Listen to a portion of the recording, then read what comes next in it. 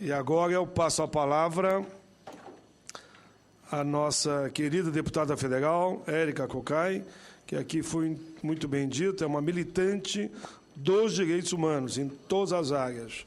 Quando eu olho para a deputada federal Érica Cocai, eu lembro a militância que Vossa Excelência representa de homens e mulheres do Brasil e do mundo, que dão a sua vida em defesa dos direitos humanos. Parabéns. A palavra está com a Vossa Excelência. Eu queria saudar o senador Paim, dizer que esta Comissão de Direitos Humanos tem cumprido a sua função de trazer uma temática absolutamente fundamental, que significa que instrumentos nós podemos construir para fazer valer a condição humana e para que nós possamos enfrentar toda sorte de discriminação. Eu passo sempre do pressuposto que nenhuma discriminação ela fica ensimesmada, nenhuma violação de direitos ela fica ensimesmada ou ela fica dentro de uma cápsula. Uma discriminação e uma violação de direitos necessariamente levará a outras violações de direitos. A discriminação, qualquer que seja ela, qualquer que seja o segmento que é atingido em função desta lógica, ela nega a condição humana. E penso que ser humano só se reconhece em outro ser humano ou nos outros seres humanos. Nós temos essas peculiaridades de não sermos, não somos donos da vida, fazemos parte de uma trama de vida, uma trama diversa de vida que se expressa no nosso planeta, mas nós temos peculiaridades. A peculiaridade de sermos seres faltantes e de sermos seres, portanto, afetivos.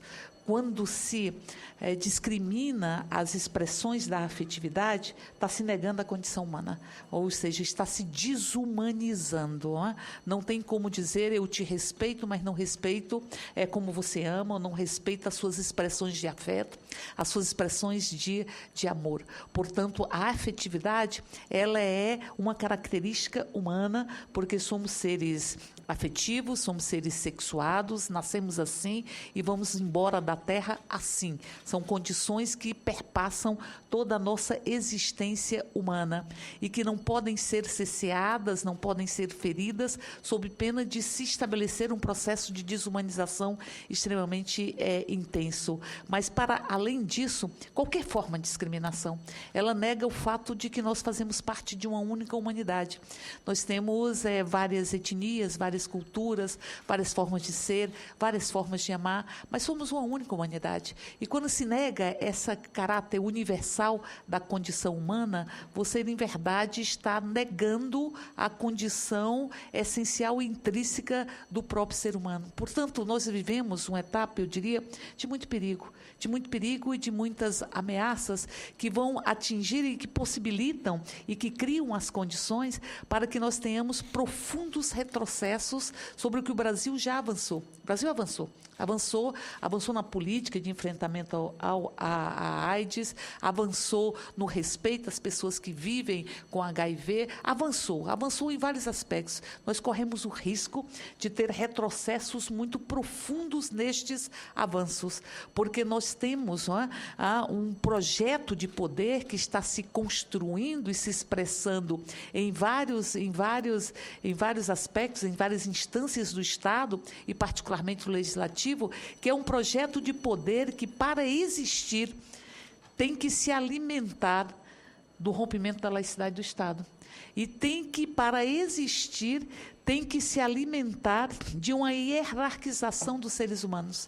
Os seres humanos que merecem viver como seres humanos, ou os seres humanos que eu possa até possibilitar que vivam, desde que não vivam e não exerçam a sua condição humana, portanto, eu estabeleço a morte em vida. Então, este projeto de poder é um projeto fascista, obscurantista, fundamentalista, fascista. E nós temos que encarar assim, encarar que há um fascismo sendo construído nas estruturas, se alimentando de estruturas do próprio Estado e que, via de regra, se explicitam de forma absolutamente concreta e nítida, e que nós precisamos reagir a isso, sob pena de estarmos reinaugurando os fornos crematórios no século XXI, na pós-modernidade, ou seja, as câmaras de gases e os fornos crematórios da pós-modernidade. Então, portanto, é preciso que a gente tenha clareza sobre isso para que nós possamos fazer frente a tudo isso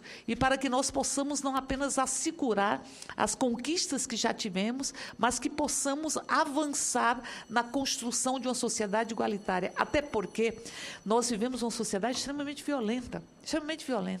São mais de 50 mil pessoas que morrem todos os anos vítimas de homicídio no Brasil. É uma sociedade violenta.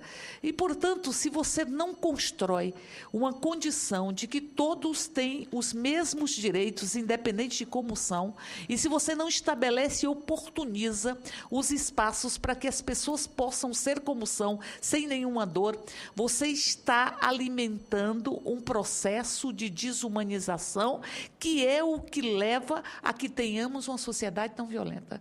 Antes do tiro ser disparado, há uma desumanização simbólica. Não é? Se você o assassinato, a banalização da vida, a banalização da própria morte que está na nossa sociedade, é sintoma de desumanização simbólica. A violência, ela não se expressa e deixa a marca na pele antes de deixar a marca na alma. Há uma marca na alma, há uma desconstrução humana, há um olhar de invisibilidade humana que acomete as pessoas que depois são vitimadas de forma literal pela violência. Então, preciso que a gente entenda e que o Executivo entenda que os direitos humanos ou participam da centralidade da agenda nacional ou nós vamos até eliminar a fome de pão, porque estamos eliminando a fome de pão. Mas o ser humano tem muitas fomes, não é? Não é só de pão. Tem fome de beleza, tem fome de amor, tem fome de justiça, tem fome de paz. E essa centralidade da discussão, da defesa dos direitos, ela tem que ser encarada como um instrumento indispensável e imprescindível para que nós possamos ter uma sociedade onde a gente não tenha medo das noites, não tenha medo que os nossos meninos não voltem para casa, não tenham medo de voltar para casa, não tenhamos medo das ruas, para que nós possamos dizer que o Brasil é uma sociedade onde nós não temos risco de perdermos a vida ou sermos vítimas dessa violência literal. Então, preciso que o Executivo entenda isso, para que tenhamos uma posição que possa fazer a contraponto a isto que está acontecendo. O confisco do material, para que se trabalhe a questão do preconceito e da discriminação, porque o preconceito do foro íntimo, o preconceito leva à discriminação. Ninguém discrimina se não tem preconceito. Não é?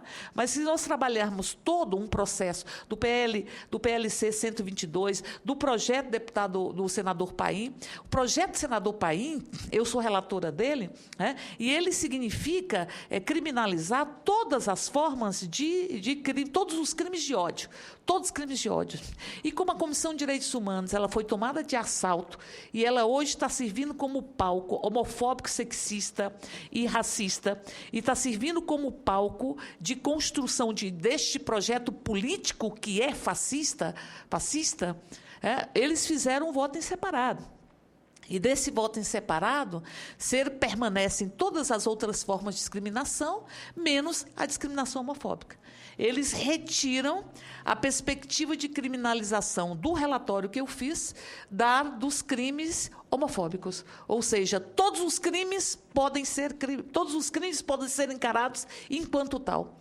Os crimes racistas, que já é racista e sexista, enfim, que já é também, mas os crimes homofóbicos são permitidos porque o voto em separado que foi construído, ele retira qualquer tipo de criminalização ou de recrudescimento penal dos crimes homofóbicos, sob o argumento de que já está, nesta casa, no Senado, em discussão o PLC 122. É um argumento que não se sustenta.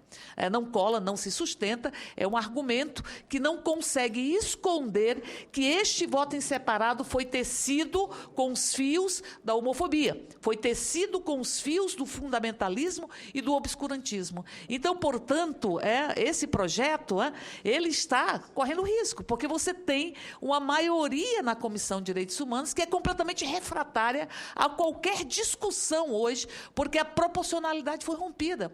A proporcionalidade é um instrumento que assegura a diversidade e a pluralidade de um poder que só pode existir se for plural. E é o mais plural, portanto, o mais democrático e o que mais atemoriza as ditaduras, que é o poder legislativo. Ela foi rompida a proporcionalidade. Então, você tem hoje uma composição na Comissão de Direitos Humanos que é refratária a qualquer tipo de discussão, uma maioria absolutamente sedimentada, construída para tomar de assalto aquela comissão. Por isso, nós nos retiramos dela. Nos retiramos dela porque seria a nossa presença apenas um fator para legitimar decisões que nós já sabemos que vão ser construídas e já sabemos quais são pela construção que se deu naquela comissão. Então, portanto, é preciso que a gente busque salvar o projeto, não é?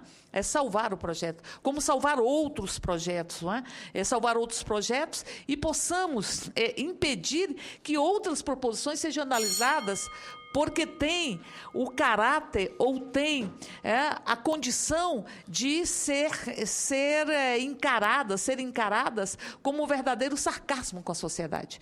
Você estabelecer um projeto de que tenhamos que ter uma criminalização da heterofobia em verdade, ferir a sociedade. É um sarcasmo absolutamente mortal, eu diria, para a construção da própria democracia, porque você não tem discriminação heterofóbica na nossa cidade. Não é?